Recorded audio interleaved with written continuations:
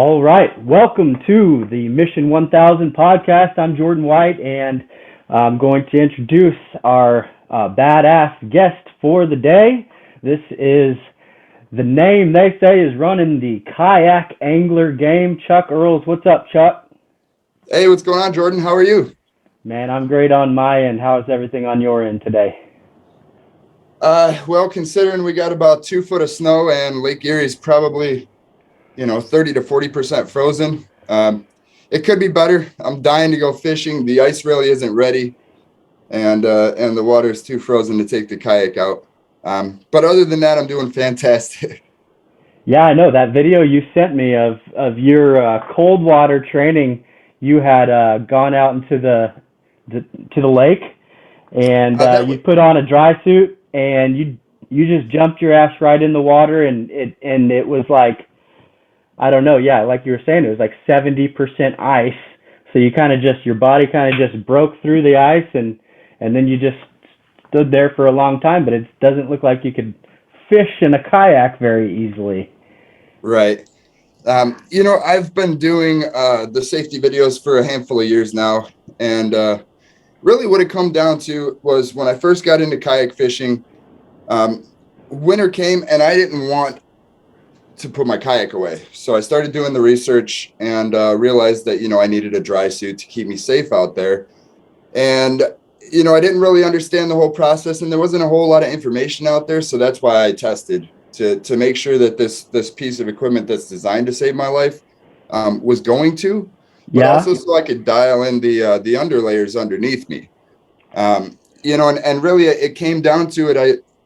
I did the test, but I also put the videos out there to educate the community, into how to do it safely. Because while I'm out there, I'll often come across people that are not in the right gear, or just risking their lives, and maybe they don't realize it. A lot of times it's not because people don't want to be safe; they just don't know any better. yeah. So really, that's where my safety content comes from. Is like I see people being out on the river, and my first thought is like, man, I might have to save your life if you fall in, you know? Yeah. And well, how do you fix that problem? Well, you try to promote safety and you try to educate people and just try to be the change that you want to see in the world. I'll tell you, man, I don't tell a whole lot of people this, but I've always felt like I was destined for something. We all have a purpose in life. That's Um, right. that need for me has always been very, very intense. And I don't know, for one reason or another, I can tell you this, that I'm one of three kids. The first kid was a miscarriage. Um, and then I was born. And about a year later, my brother was born. He died 2 months later from SIDS. Oh, wow. So I'm the only one that made it. Um, Kind of makes me feel like there's a reason for that. So what is my reason? Well, my purpose is to serve, you know. You can't take material things with you when you pass, but you can So how leave old your were you? impact. How old were you when you realized that may be a gift for you? Well, at an early age, I realized that I had the urge to do something more um, than just the average, be an employee or just kind of go with the flow or that kind of stuff. But I didn't really figure out what that was until really I kind of ran into Ryan Stewman's content back in, what was that, 2015. um Right. Yep. I've held a lot of different jobs. I've ran small businesses, retail shops. I've done machine rebuilds and rebuilt engines in high school. So I've always had so many different positions, but at the end of the day, I learned what I felt like I needed to learn, and then I was like, okay, what's my purpose here? And I could Yeah. never answer that question. So are you? Um, Sounds like you're a hands-on engineer type brain, huh? yeah, yeah. Are you a car guy? What's that? Are you a car guy? I used to be. Okay. It's funny, I used to be a lot of things. I used to be a Cleveland Browns fan. I used to be a car guy, but when those things start to interfere with your fishing, you're like, oh, well, you know, who cares about the Browns? I'm going fishing, you know? And then you're like, oh, well, there's a car show. And it's like, you drive by and you keep going to the lake. I think everybody in Cleveland has probably said, forget about the Browns. I'm going to do something else today. Well, that's awesome, man. So what's the difference between like a fisherman and an angler? Because I hear you say both. I hear you call yourself a fisherman. I hear you call yourself an angler. Is it the same thing, or is it just a different word? Yeah, it's the same thing. You know, fisherman basically is not technically a man. You know, it's just somebody that fishes. So fisherman, fisherwoman, angler. Um, you know, I don't necessarily do it to try to be politically correct or anything. Yeah. But it's, you know, I guess if I had to differentiate the two, basically a fisherman would be somebody that just likes to fish, likes to be out in nature, enjoys the time on the water. But an angler would be somebody that was a fisherman, but they spiraled down the scientific side of it, you know, so And that's you. more of like the professional side of things where like you're sitting there and there's a billion thoughts going through your head. Well, why aren't they biting? Okay, I got to try this, you know, and you just build this toolbox of, you know, techniques Yeah. that helps you be consistent. So I That's think right. that's really So what, you know, differentiates the two.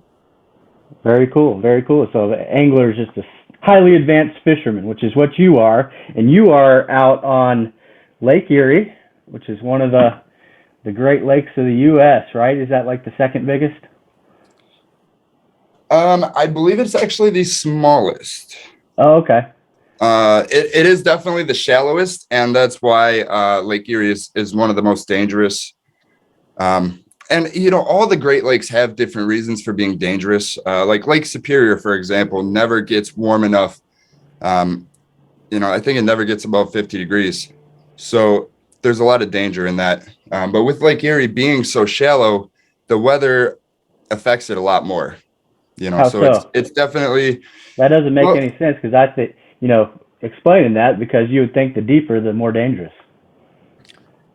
Well, you want to look at it like this. If you have a flat body of water and you have an intense wind that comes across that body of water, Hmm. if it's shallow, your waves are going to grow a lot more instead of that energy kind of going deeper into the water column. Yeah, I've seen videos of people surfing on Lake Michigan. Oh yeah. You get any surfers on Lake Erie? Yeah, there is actually a group of surfers on Lake Erie.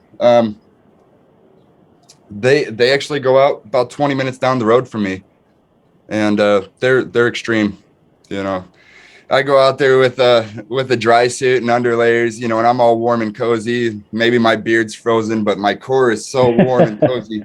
You know, and these guys go out there in wetsuits and, you know, go swim in the icy water while Yeah, surfing. It's I just got a question about your beard getting frozen because you post several pictures of you out there in the water, freezing cold, and literally your beard has chunks of ice just hanging off of it. What happens if you just snap one off? Is your beard gonna come off? well, it's not. It would have to be a lot colder to be that brittle. Yeah. Um, but you know, it definitely weighs you down a little bit. But other than that, I mean, you don't notice it. And actually, the whole purpose of that video that I did that I sent you on the in the frigid water, you know, we're often 2-3 miles offshore on these kayaks, and it could be the middle of winter. You know, if there's no ice out there, I'd be out there today. So that puts you in a totally different level of danger because now you are protected from hypothermia by wearing your dry suit. Um, but you got to get back in your kayak. Then you have to get back to shore for the 2 miles that you got to cover. So there's a lot of danger after the fact of going in. So really that's what that video was about, was going out in the absolute worst conditions, getting wet, and then just trying to freeze, you know? Yeah, I know. Some of your And videos would make Wim Hof blush. yeah, well, you know, again, people that practice the Wim Hof method, they're not necessarily going out there in safety gear. You know, No. they're training their body to react differently. which is a totally different and accelerated side of things. Yeah, yeah, I can't say that I'm there yet. One day, but definitely a cool thing. yeah. So, your specialty out there on Lake Erie when you're out fishing is walleye and what now? Steelhead, Yeah, primarily I chase the walleye and the steelhead. Lake Erie is the walleye capital of the world, which is some so good eating. oh, delicious. The perch is great eating as well, but there's so many walleye out there that they're kind of eating all the perch. Mm. So the perch, they're hit or miss. You really have to know where to find them. And for me, I don't really have anybody wanting to go perch fish. So Not when there's that delicious walleye sitting out there. well, not just that, but it comes down to it like this. You want to have a successful trip for your client, right? So there's only a short period where the perch are in certain locations, and you go to there, you go to that location, they might not happen to be there. You're in a slow moving kayak, you try to go to a different location, before you know it, the trip's over and no fish are in the boat, right? Mm. Whereas like walleye, steelhead, I mean, they're plentiful enough that even if it takes to the end of the day, I mean, we're gonna get into some good fish. And really that's what it's about, is just getting out there, learning how to do it safe, and learning how to catch the fish by the end of the day. So when I take a client out, basically I'm not just taking somebody out to put them on fish. I'm taking them out there and basically lessening their learning curve on the whole process of kayak fishing big water safely.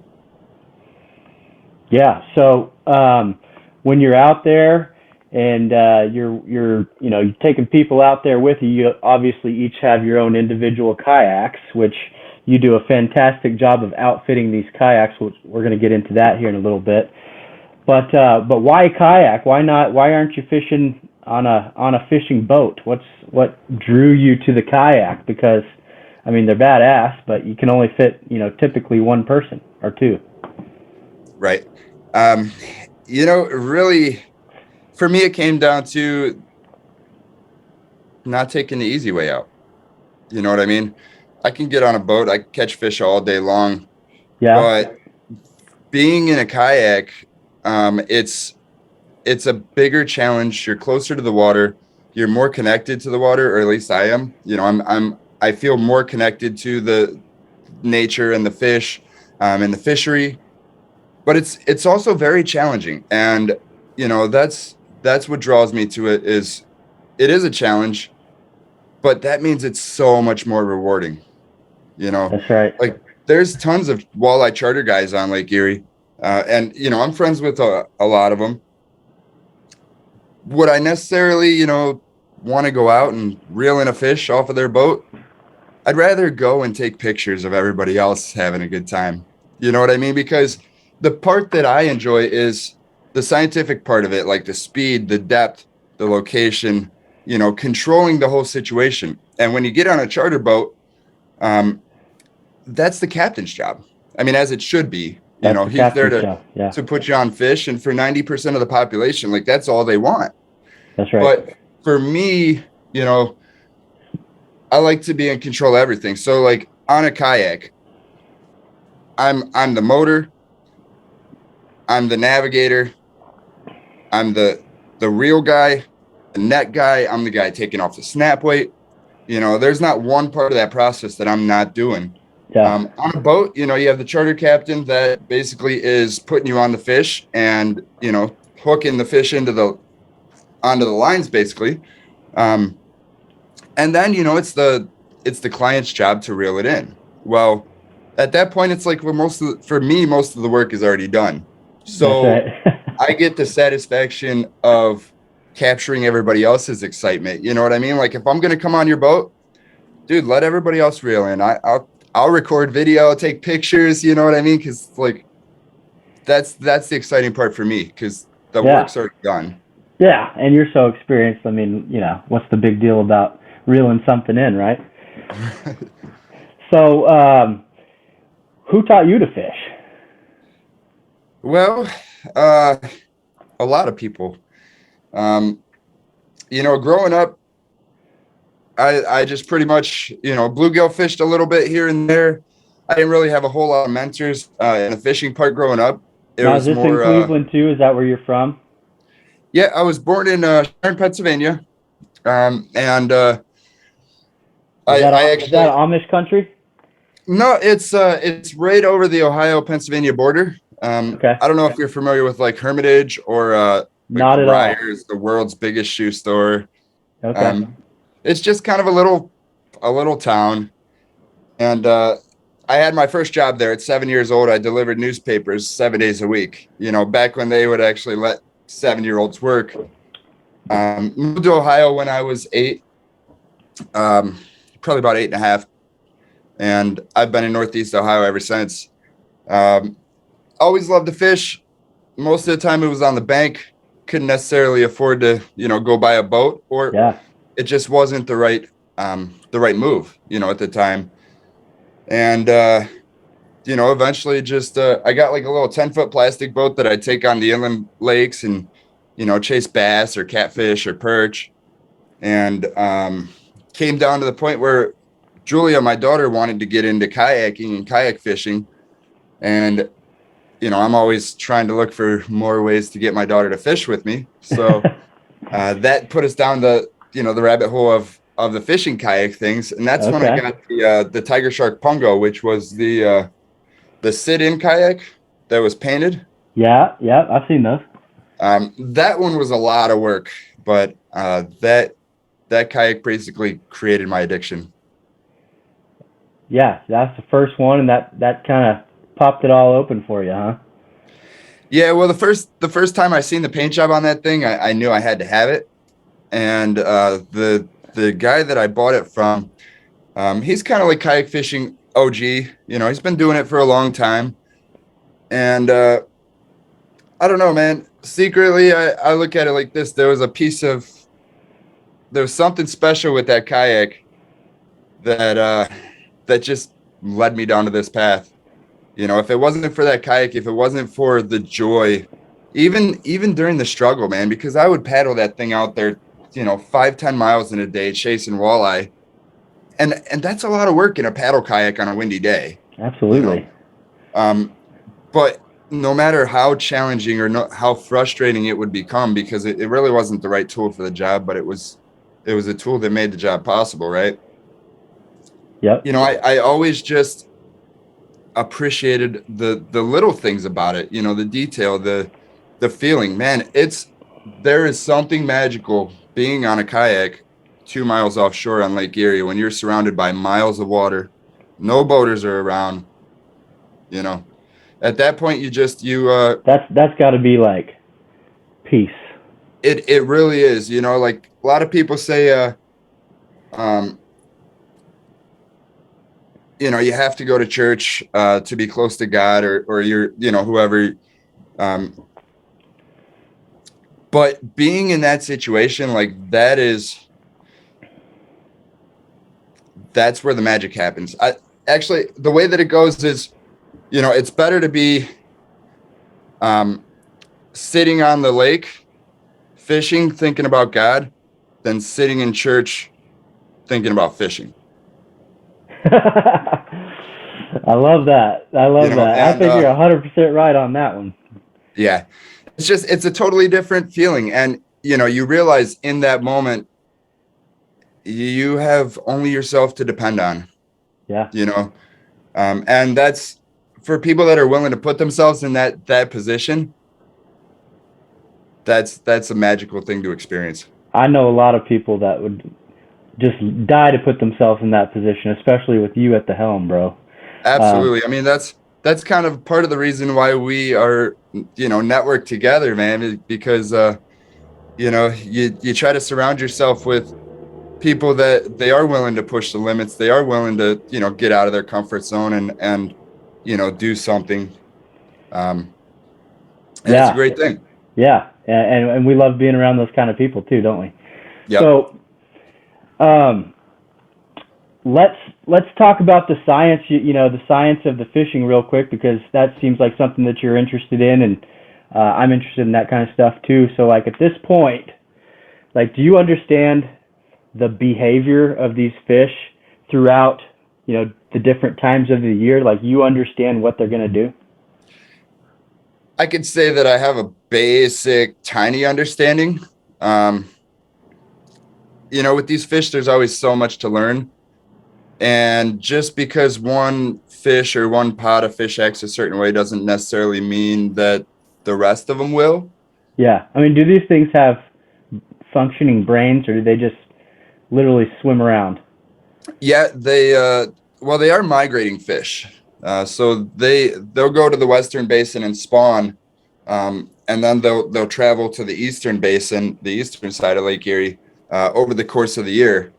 So there there are some Is that it? legitimate things that Is that an they do. instinctual thing? Is that it? They just, as a fish, that's instinct. They know where to breed. They know where to eat. They know where to do this, or are they aware of what they're doing? I believe so. It's funny. The more that I learn about walleye and the more that I learn about the Lake Erie fishery, the more that I realize there's so much more to learn. And that's part of the reason why I have the Lake Erie Kayak Anglers podcast is, because I can sit down and talk to some people that have been in this fishery for decades, and learn from people that I consider to be experts. So, as far as like the migration, I mean, there are the majority of them that migrate to the east, and then they migrate back to the west to spawn. But there's also groups that are resident fish and they never migrate. And on top of that, there's also groups that never leave the eastern basin. So they did a study a few years back. We have a lot of tagged walleye out there, and it was very interesting to see like how this group of fish acted one way, this group of fish acted totally different. In the same fishery, the same type of fish, and really the difference was their spawning grounds. Where they were starting, where they were spawning from. So again, it goes down to the more you know, the more you realize that you don't know. Just like it seems like with everything. Right. Yeah. Like there's days that we go out and we think that we know exactly what the walleye want, and they prove us, they prove that we're totally wrong. And really that comes down to just paying attention to that, because some of the best days on the water that are going to teach you are the days that you don't catch any fish, and a lot of it's because you're trying to figure out, well, am I going too fast? Am I going too slow? Is my bait too high? Is my bait too low? Maybe they want something smaller. Maybe my bait's too big. That's why I've always Maybe I'm going considered to myself. Yeah, I've always Yeah, considered myself a terrible fisherman because I can't ever figure that shit out when I go. I need somebody like you to tell me what to do. Well, the trick is just basically building a toolbox. There's not one tool that's going to be good for everything. So I like to tell people, it's not the fact that you got skunked. You just didn't have enough time to try everything that you had. So I go out there and I'm carrying the kitchen sink, man. I have every different style, every different kind. That way if something's not working, I can switch it up. I can try running like a shallow diver on a snap weight, or I can make the profile half the size with a smaller bait. And really that's where you start dialing it in, because on the rough days, like anybody could catch fish on the good days when the fish is, the fishing's hot and heavy.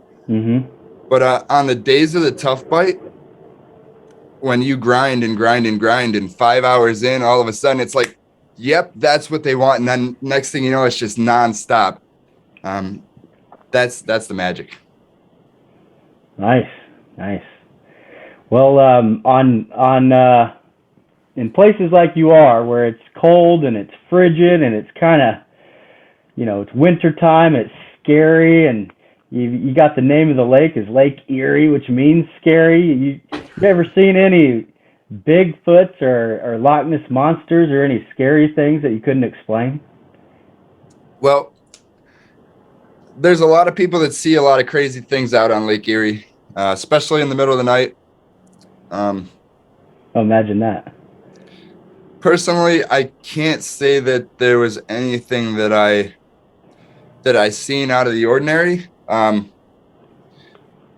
Like some people say they see UFOs out there, and just different stuff, or you know, Lake Erie monster. But I don't know. I don't know. I mean, You don't think you've seen anything? I know I haven't really seen anything out of the ordinary. Um, I've definitely felt some things. Uh, I've definitely been in situations where Lake Erie and Mother Nature spoke to me directly and told me that I was an idiot. And um, man, I don't know. I don't know, man. I don't know. It's just it's a magical lake. You go out there, and some days the magic is just it's flowing. Like you can feel it. You can feel it in your soul. And then some days Lake Erie, she turns on you, man. And some days she's like, "Hey, I know I told you I loved you, but I'm pissed off at you right now." have you And it had a chases you off have the you had lake. a And near death experience yourself? I mean, not directly like near death, but I've definitely been out there on some days that when things changed or I pushed the limits a little bit further, especially early on. Because you kind of get complacent out there. You go through, as a Lake Erie angler, you go through this kind of process where you have your respect for the lake. You get out there. The more you get out there, the more confident that you build on this lake and the weather and understanding all that, right? I mean, there's so many different factors, but you subconsciously start building up this little confident level, and then you get complacent. And when you get complacent out there, that's when it gets dangerous. So the day that I'm talking about, it was I had made the mistake. I did not check the weather the morning of. I checked it 4 hours prior, like literally slept 3 hours that night, got up at 4 a.m. and went to the boat ramp. And 3 hours prior, I mean, the storm wasn't coming till later on in the afternoon, I think like 6 o'clock p.m. And we were launching at, like Ooh. 4:30 a.m., plenty of time. Yep. So at the time, I thought it was good. I checked my resources. I'm like, 3 hours, whatever. I woke up, I got my stuff ready. I wasn't even thinking of that. Didn't even think it would be a possibility, right? So we get out there, we get on the water. We're about half mile out, and the sun starts coming up. Well, sun starts coming up, starts lighting up the horizon, and I see this big, massive, mean-looking storm cloud. So I radio over to my buddy. I'm like, "Hey, keep an eye on that, man. I'm gonna look at the Doppler. I'm like, if there's any lightning, we need to get the hell off the water." So I'm looking at the Doppler, and it's like the forecast totally changed. 3 hours, man, totally changed. Yeah. And that storm was there, and it was coming. So How far out were you? we were about a half mile out at that point. So Okay. we turned back around, we came back in, and we had launched from a beach on that day, which I think 30 minutes setup time. Then you finally get out there. Takes you, I don't know, 30 minutes to get a half mile out, and you're like, "Oh man, there's no way you could stay out there." I mean, that's just dangerous. Like, you got to be stupid, It's right? dangerous as hell. Yeah, I got a story of my own like that. I used to I had a pontoon boat there for a little while, and I'm in Texas. We've got this lake about an hour north of Dallas. It's called Lake Texoma, and you ever been there? No. Mm-mm. Okay, so Lake Texoma, you got the state line of Texas on the south side of the lake. You got the state line of Oklahoma on the north side of the lake, and it's a big lake connecting to the Red River, all that good stuff. Huge lake. We're out there on the pontoon. Same thing. I mean, it's been a beautiful day, and we didn't even look at the weather that day. thunderstorm comes rolling into Lake Texoma. We've got, 4 or 5 people on the boat, and you just see all these boats start hauling ass, right? My pontoon boat, it had like a 50, 50 cc motor on it or whatever, tiny little motor, so it's not really going to get up and go. It's kind of just puttering along. We're trying to make it back to the boat slip. Man, about a mile out, or I don't know how far we were. It seemed like a mile out. That storm hit us. We were right in the middle of it. I mean, it was lightning, it was thundering, and I didn't know lake waves could get as big as that. I thought we were going to sink the damn pontoon boat. I mean, we were just, half the boat was going under the water. We were losing all kinds of shit. It was just complete chaos. If that happened to you in a kayak, dear God. Now, you have a trolling motor? I have a Torqeedo Ultralight 1103. It's actually an electric outboard. So trolling motors, they have brush motors in there, or motor brushes in there Okay. that run the motor. The problem with those is, the contacts wear out, the brushes wear out, and you lose efficiency over time. So with the Torqeedo, it's a brushless motor, works off of rare earth magnets, and, you just have that consistency. Plus it's Wow. very, very powerful. So I can get up to 6.8 miles an hour on my kayak. I can tow my clients, hook up to my client, Wow. tow them back in at like easily at 6 miles an hour. It Um, uses what magnets now? Rare earth magnet. What is that? It's basically just a high powered magnet. Okay. Yeah, like a high powered natural magnet. Well, let's Uh, talk about how you well, outfit these kayaks. I was gonna going back to that day that we got chased off the water by the Oh lightning. yeah, yeah, yeah. So, I realized I made a mistake. I didn't check the forecast in the morning. Even though I checked it a few hours earlier, Yep. I knew I messed up. And so packed everything up. I went home. At this moment, he knew he was up. Went home, and I'm anxious because I was on the water and I got chased off. And I'm like, all right, well, that storm's it already came through. I don't have a storm coming in the evening. So I'm watching the weather, looking for an opening, and all of a sudden I see this opening where I know like I have 4 or 5 hours I can get out there, and the wind's gonna start kicking up about 11:30 p.m. 11:30 p.m. Okay. So about 2 o'clock in the afternoon, I head back out again. And this time, I'm over by the shipwreck off the point. So I'm, 2 miles away from the launch. And my launch is that would be southwest. It was where I launched from. So I'm out there fishing. All of a sudden the fishing starts getting hot.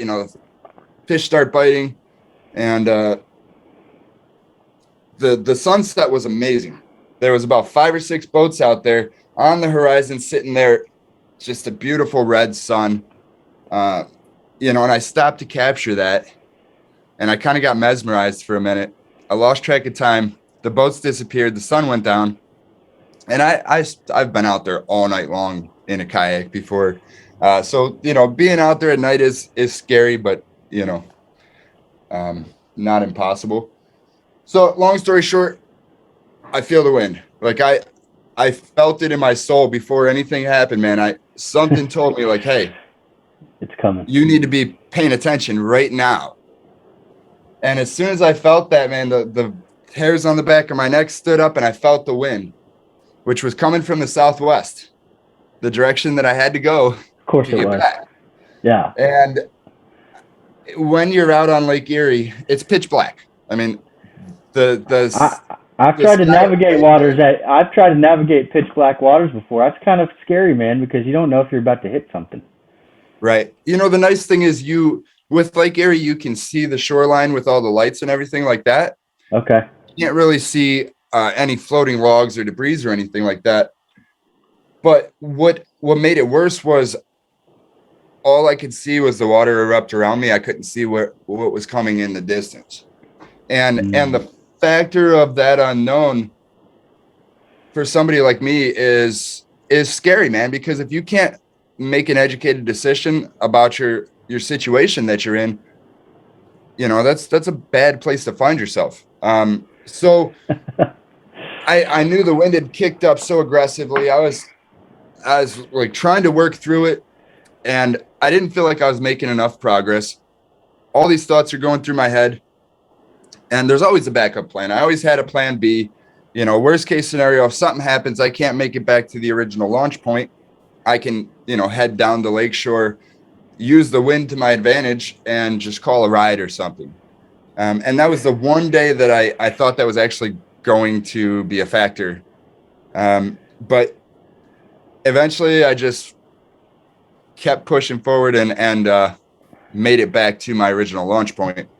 But the important part about that is you want to make sure you want to pay attention, because subconsciously as humans, we tend to get complacent. Yep. It happens. And sometimes you put yourself in a situation that could be very dangerous. And that was a dangerous situation. But it taught me a ton, even though with that situation, I didn't look at the weather first thing in the morning, because I thought, well, 3 hours prior, it looked good. It can't change. Everything's fine. What's going to happen? Right. And since that day, dude, I check in like every 20, 30 minutes, like on a day when I'm out there, or a day that I'm going. You're not going to get caught with your pants down again, are you? No. And the funny thing is you start to learn so much more about the weather patterns and about the way that the lake reacts, and how quickly it can actually change. Because especially with my guided trips, man, sometimes I'm setting up a trip, like months ahead of time. These people are coming in, maybe 8-10 hours away. So they got to come in, get a hotel, all that stuff. Well, if Lake Erie's perfect up until the day and then it goes to crap, that stuff does happen. Usually at about 3 days in, like 2 to 3 days before, you can kind of trust the forecast for the most part. And we're not looking just at that day. We're looking at the whole trend, so it's, you want to look at the whole trend, because Tuesday might blow into Monday, Sunday might blow into Monday, that's kind of how you want to play it out. And on top of that, you use the resources like your live radar, the live weather buoys, and the live cameras on the lake, just to make sure that you have a solid understanding of what's going on, what's going to happen, and as a constant reminder to not become complacent. That's right. Well, that's why you're a pro.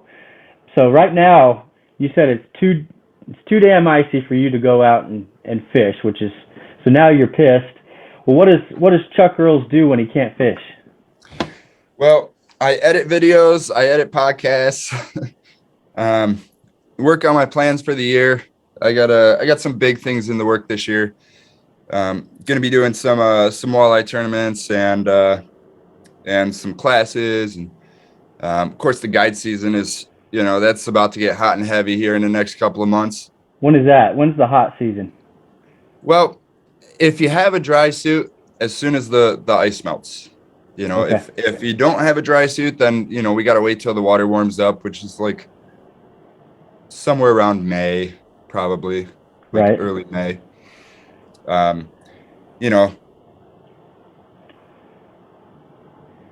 Yeah, so you got some big stuff coming up this year. Let's talk about that. What do you got some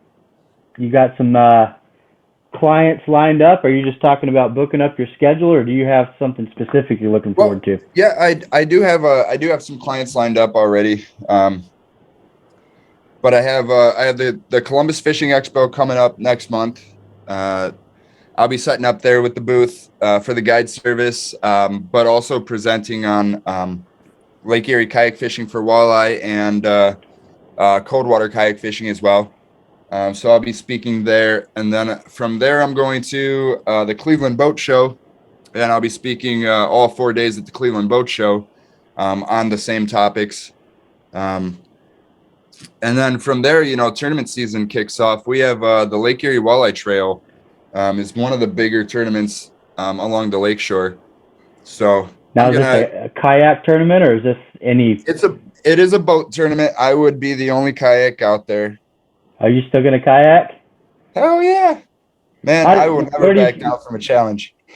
I love that. So where do you keep your fish? Because like people on the boat, they've got the fish wells.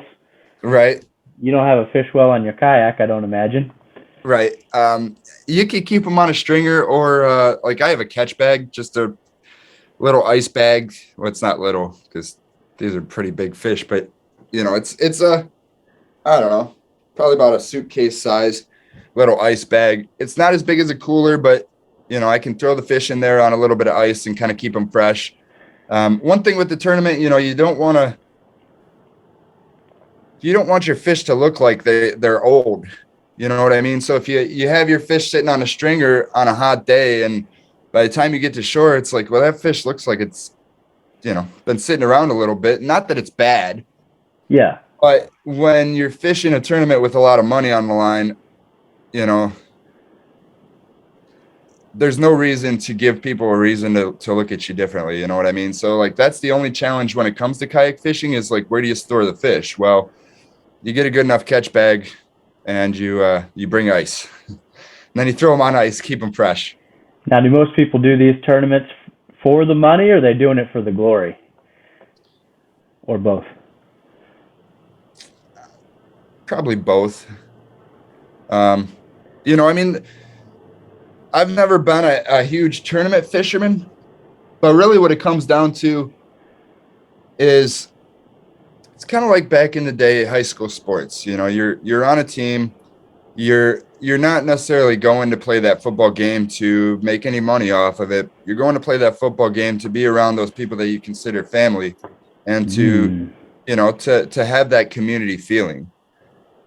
So the money part of it, that's just kind of a bonus. Yeah.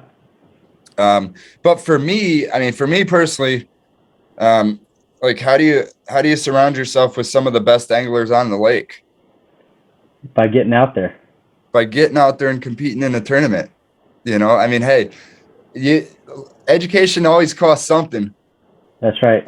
So I look at it like this, man. It's $300 per tournament. That's that's like buying a course. Create a relationship, learn from people that they might have generations of knowledge, and thought processes. Because really, like I was saying, anybody can catch fish on a good day, but on the bad days, it's knowing what to try or just being willing to deviate from what everybody else says is not possible. For Yeah. example, like jigging.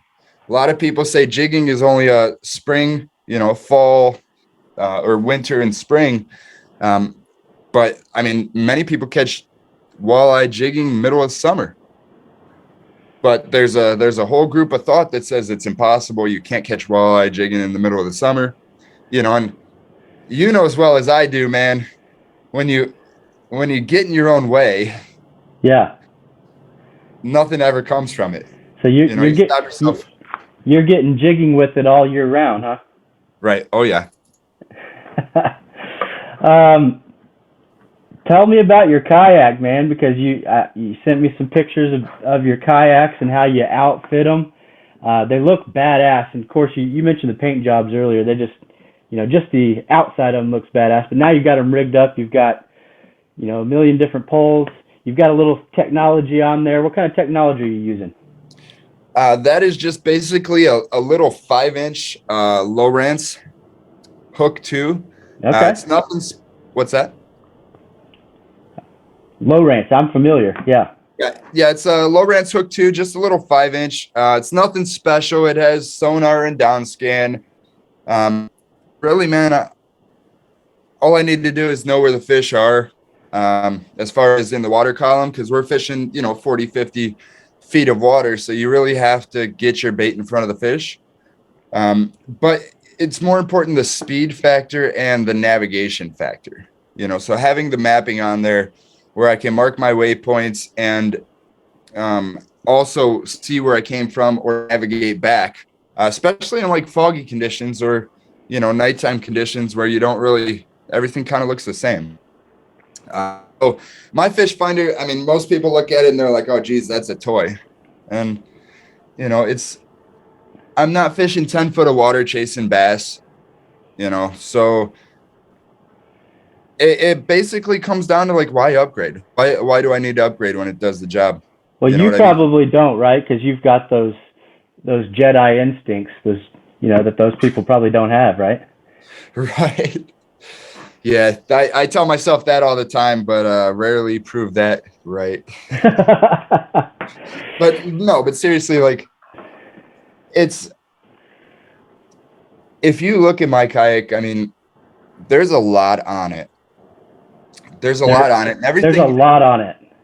everything has a purpose.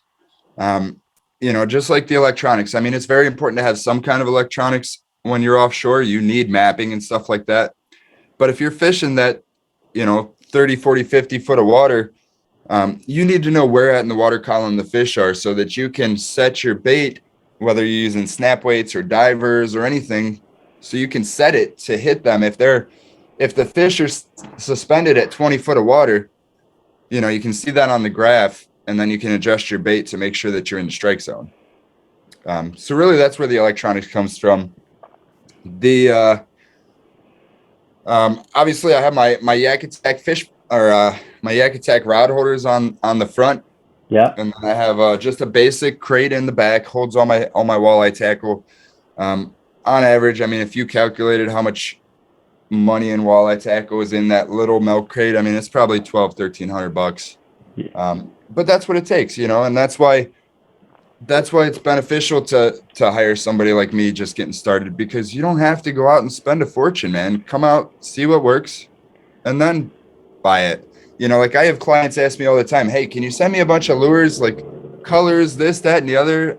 And I'm like, well, I can, but I feel like I'm almost doing a disservice to you, because when are you trying to fish? When are you trying to target them? There's a lot that goes into it. I rather Right. them come out with me, and then I can teach them the different strategies and stuff, and then they can adapt the colors. Because I could say, go buy a coconut candy pink lemonade deep diving bandit. You know, some days it's the shallow diving Smithwick in the same color that's going to do it. There's just You know no what I mean? simple answer. It's all conditional. Yeah, there's really no simple answer. Yeah. Um, Colors are more important, but you want to have a little bit different action as well. So you start out, you buy a good color that works. Like clients that come out with me, I mean, I have some customs that I run as well. But a lot of them are stock colors that you can just go buy. So they come out with me, they have success, they build some confidence on that lure. And sometimes that's really what's more important, is building the confidence on that color. Because if you go buy a lure and you're like, oh, I don't know if this one's going to work, maybe I should change it out. Well, it's been in the water 10 minutes, I haven't had a bite. But if you go out with me and you're running 2 or 3 different lures, and one lure just keeps catching your fish, well, now you go buy that lure. That's going to be your most confidence lure. You're going to put that thing on there and be like, I know that thing catches fish. Yeah. Yeah. Confidence matters too, right? Absolutely, man. Absolutely. So Confidence and for good spirits. for us Southerners who we don't have walleye down here, right? I've never caught a walleye in my life. How big are these things? What's the range? What's a good range for eating fish? Well, the minimum is 15 inches. 15 inches is kind of a small fish. Wow. So my personal best, I caught, I think it was March. I think it was in March of last year, March 17th. It was 31 and a half inches long. Okay. I saw your And 29 incher. That thing was yeah, massive. yeah. Um, 31 and a Wintertime, half is your personal best. yep, 31 and a half. You know And the lake best? the I don't know the record. I don't know the Okay. record. I do know. Um,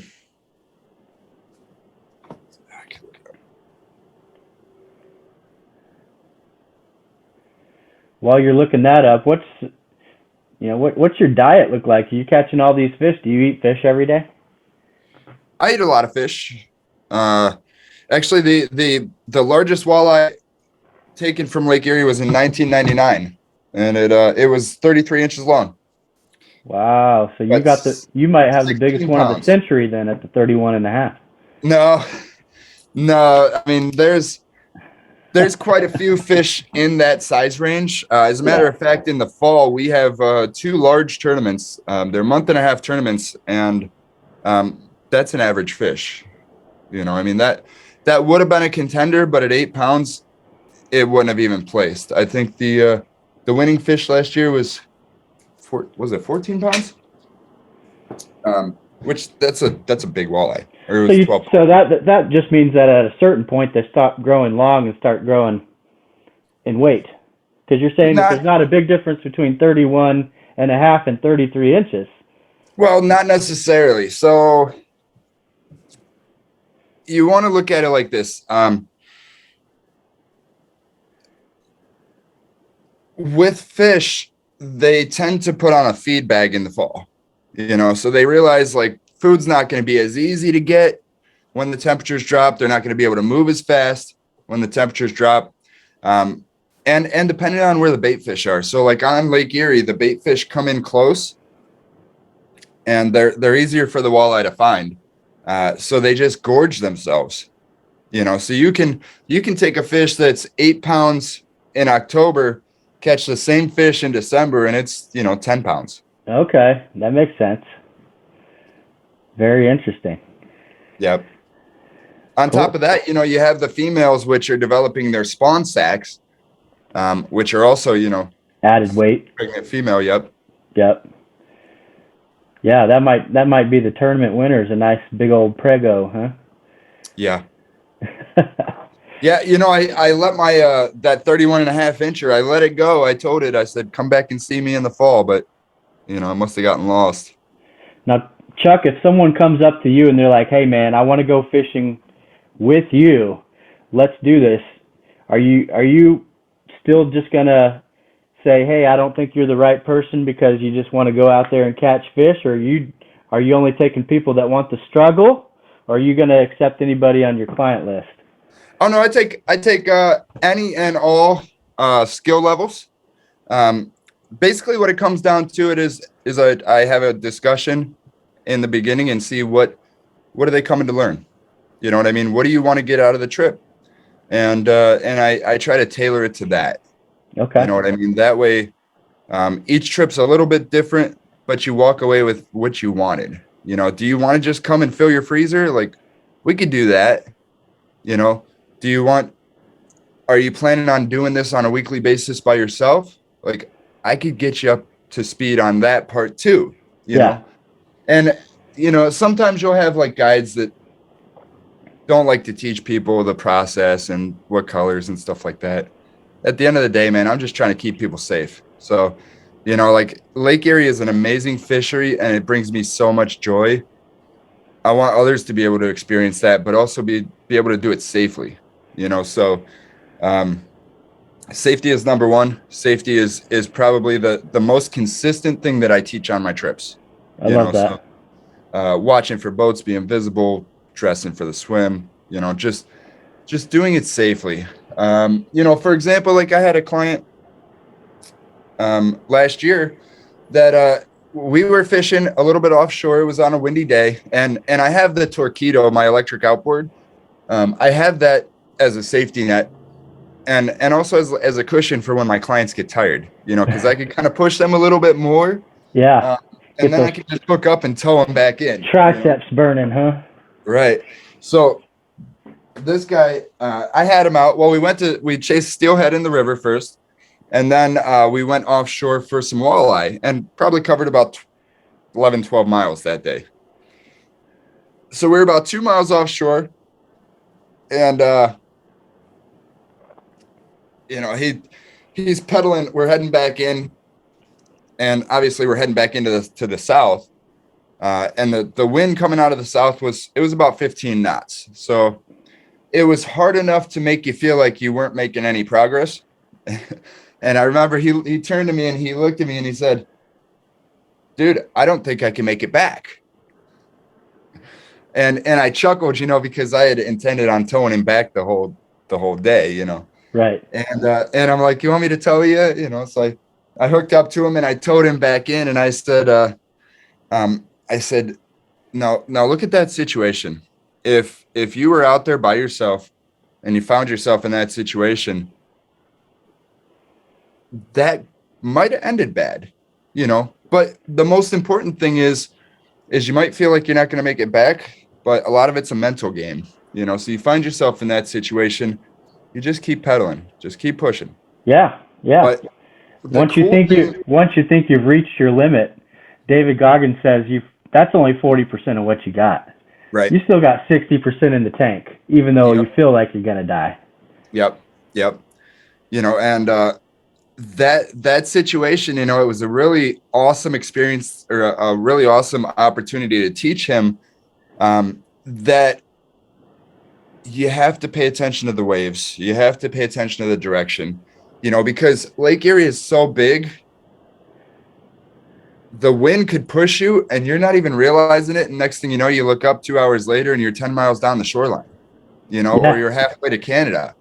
And then when you try to head back, you realize, man, I wore myself out today. I don't know if I can make it back. you probably You know, forgot your so passport, so you got to come back anyway. right. Exactly.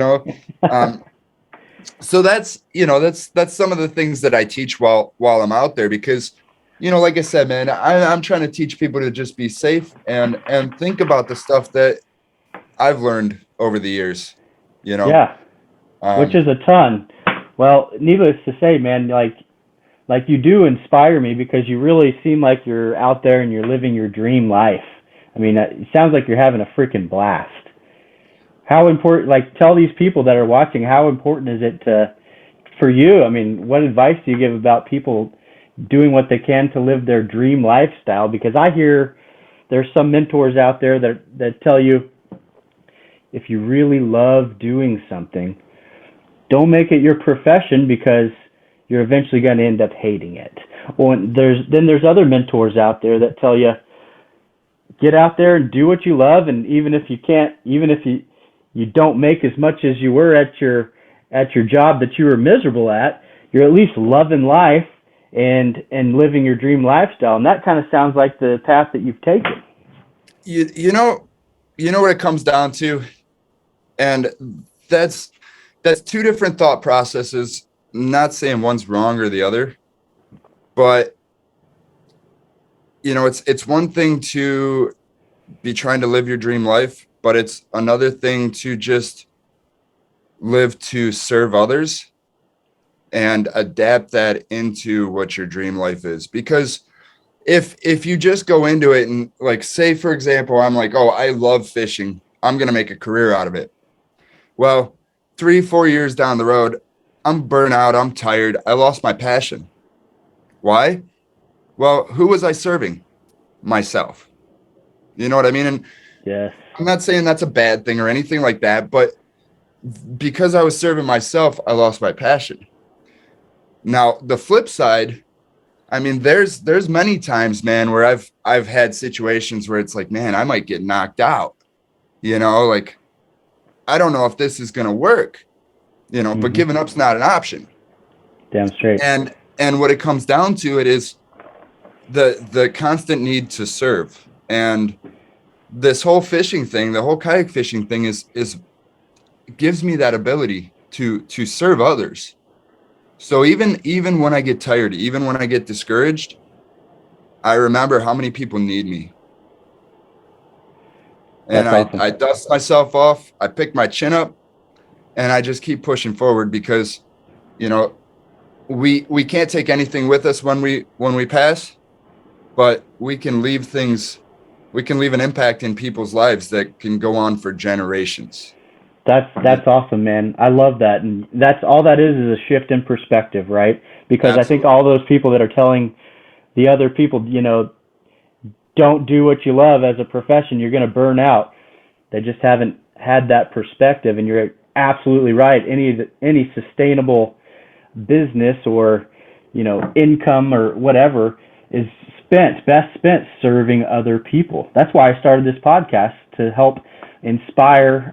There's several reasons which I'm going to dive more into here in the next week, because I haven't even announced this podcast yet. You're episode 3, by the way. Awesome. So I appreciate you being on here.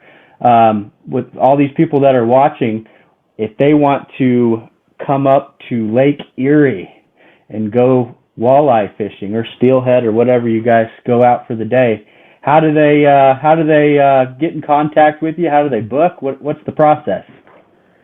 Well, you can find me on social media. Everything is under my name, Chuck Earles. You can go over to my website, lakeeriekayakfishing.com, and check out all kinds of cool videos. You can book your trip there. I have some products, some shirts, stuff like that. Or you can just give me a call. My cell phone number is 216-296-9157. That is my personal and business cell phone. Yeah, which is Um, also posted up on the website, I think I saw. it is on the website as well. So, Yeah.